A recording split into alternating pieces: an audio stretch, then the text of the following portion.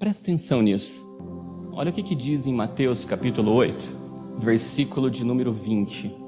É um dos textos que foram lidos naquele dia. Olha o que diz, ó. As raposas têm covis e as aves dos céus têm ninhos, mas o Filho do Homem não tem onde reclinar a sua cabeça. Presta atenção nisso. No mundo espiritual, que a palavra de Deus ela é espírito e vida. No mundo espiritual, nós temos que analisar nossa vida em dois contextos. O contexto do que nós realmente somos diante de Deus e o contexto onde nós habitamos diante de Deus.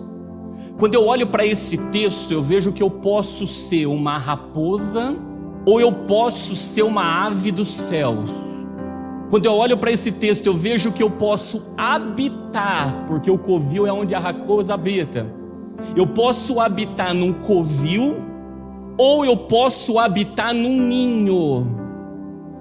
Então, no mundo espiritual, nós temos que parar, examinar e falar diante de Deus: eu sou uma raposa ou sou uma ave do céu? Eu habito num covil ou habito num ninho? E como é que eu sei aonde é que eu habito e o que é que eu sou diante de Deus? Olha o que diz esses textos para elucidar, abrir os nossos olhos e a gente entender. Salmos de número 84, versículo de 1 e 4 diz assim, ó: quão amáveis são os teus tabernáculos, Senhor dos exércitos. Está falando da casa de Deus.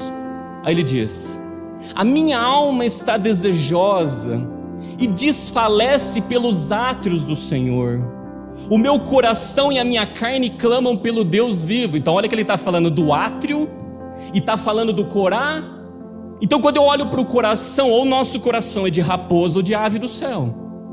E quando eu olho a casa que nós residimos, ou ela é um covil ou ela é um ninho. Olha o que ele vem agora e diz: até o pardal, a ave, encontrou casa, e a andorinha ninho para si, onde ponha os seus filhos, até nos altares, Senhor do exército, Rei meu, Deus meu. Aí ele vem: bem-aventurados que habitam em tua casa, louvar-te-ão continuar. Em outras palavras, então nós devemos ser como uma ave do céu, e temos que habitar no ninho. Em contrapartida, olha o que Jesus disse em João capítulo 2, versículo de número 14 ao 17. E achou no templo os que vendiam bois e ovelhas, e pombos, e os cambiadores assentados. E tendo feito um azorrague de cordês, é um chicote, irmãos. Por isso que ele diz, um azorrague de cordês, lançou fora do templo também os bois e as ovelhas, e espalhou o dinheiro dos cambiadores, e derrubou as mesas.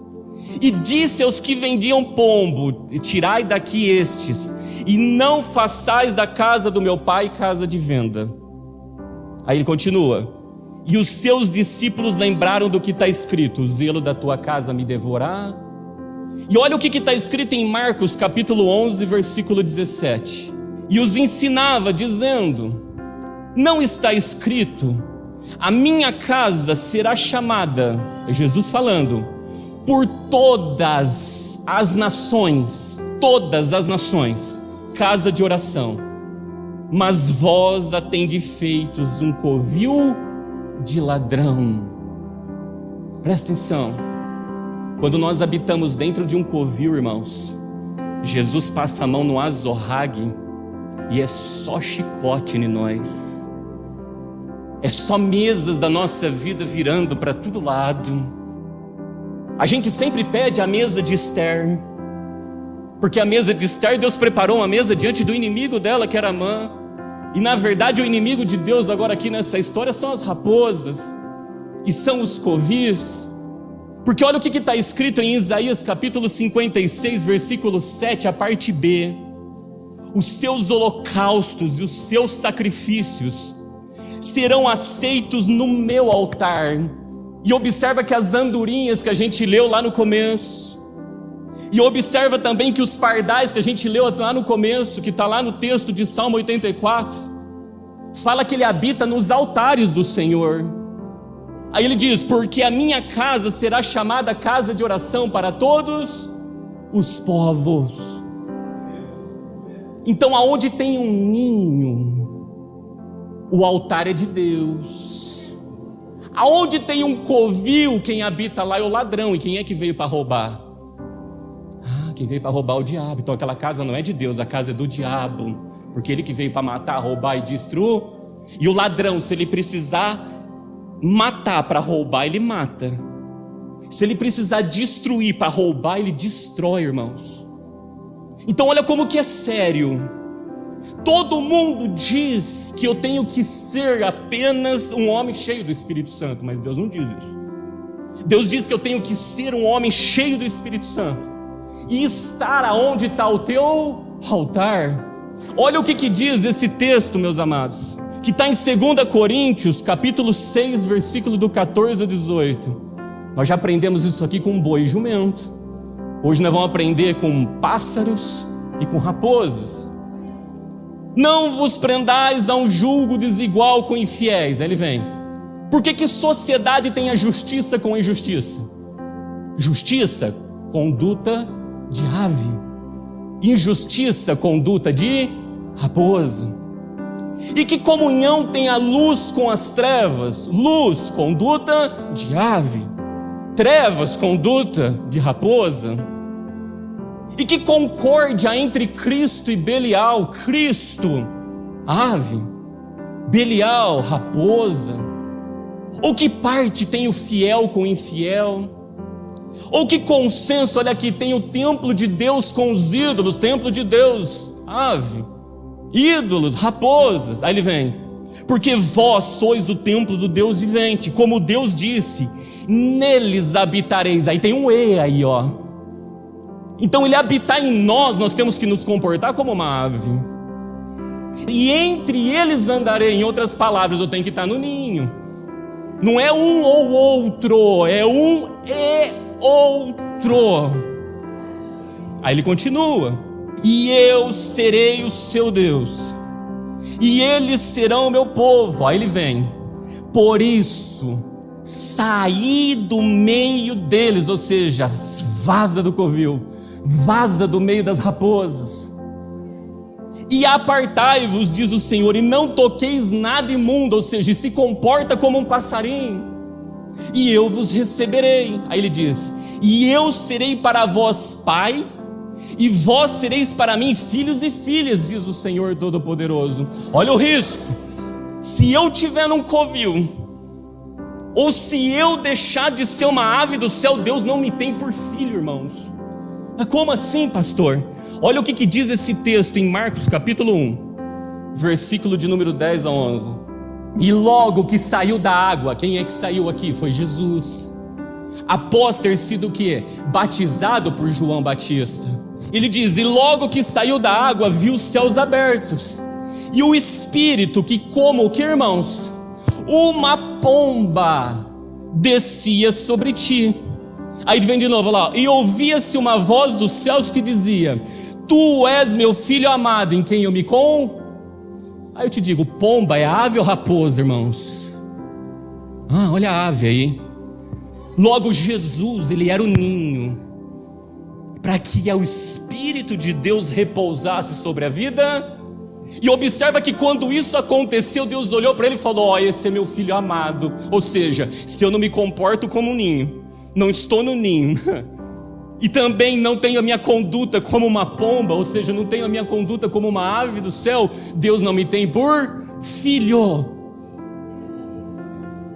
Por isso, eu deixo aqui 2 conselhos do privilégio que a gente tem quando a gente se comporta como uma ave do céu, e a gente é um ninho, irmãos, e estamos inseridos no ninho. Porque olha o que diz esse texto que está em Mateus capítulo 6, versículo de número 25 e 26, diz assim: por isso vos digo, não andeis cuidadosos quanto à vossa vida, pelo que haveis de comer e pelo que haveis de beber, nem quanto ao vosso corpo, pelo que haveis de vestir. Não é a vida mais do que o mantimento? E o corpo mais que o vestuário?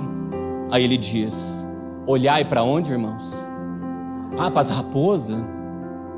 Olhai para as aves dos céus, que nem semeiam, nem cegam, nem ajuntam em celeiros, e o vosso Pai Celestial O Pai cuida de ave, tá? Ele não cuida de raposa. O Pai cuida de quem está no ninho, e não de quem está no covil. Ele supre todas as nossas necessidades, quando nós nos comportamos do jeito que Ele quer. Ele cuida, irmãos. Ele cuida das aves. E por que nós devemos agir dessa maneira também? Olha o que diz em Cânticos, capítulo de número 2, versículo de número 12 ao 16, diz assim: aparecem as flores da terra, e o tempo de cantar. Todo mundo gosta desse versículo, mas olha o que vem aqui: e a voz da rola ouve-se na terra. A voz de quem? A rola vem da família das pombas. É um tipo de pomba. Logo que ele ouve na terra é a voz das aves. Todo mundo quer cantar, mas ninguém quer ser ave. Todo mundo quer cantar, mas ninguém quer morar no ninho, irmãos. Quer cantar o hino da vitória? Aí é o segredo. Aí ele vem, olha lá. Quando eu olho para o Cântico dos Cânticos, eu vejo a conversa entre o amado e a amada. Olha, esse é meu filho. Por isso que ele continua e fala assim, ó: a figueira já deu os seus figos verdes, e a vide em flor exala o seu aroma. Levanta-te, meu amor, formosa minha, e vem, pomba minha. Olha como que ele chama. Se for raposa, ele nunca vai chamar de minha, vai ser de alguém.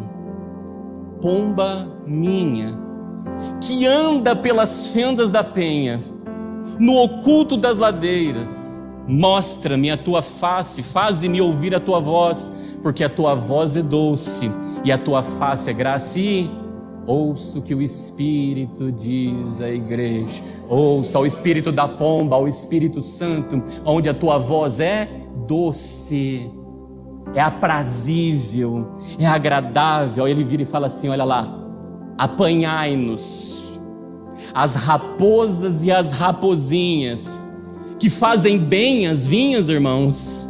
Olha a raposa aí e os seus covis.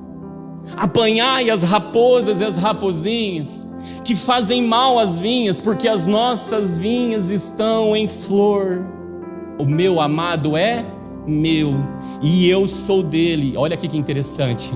E ele apacenta o seu rebanho entre os...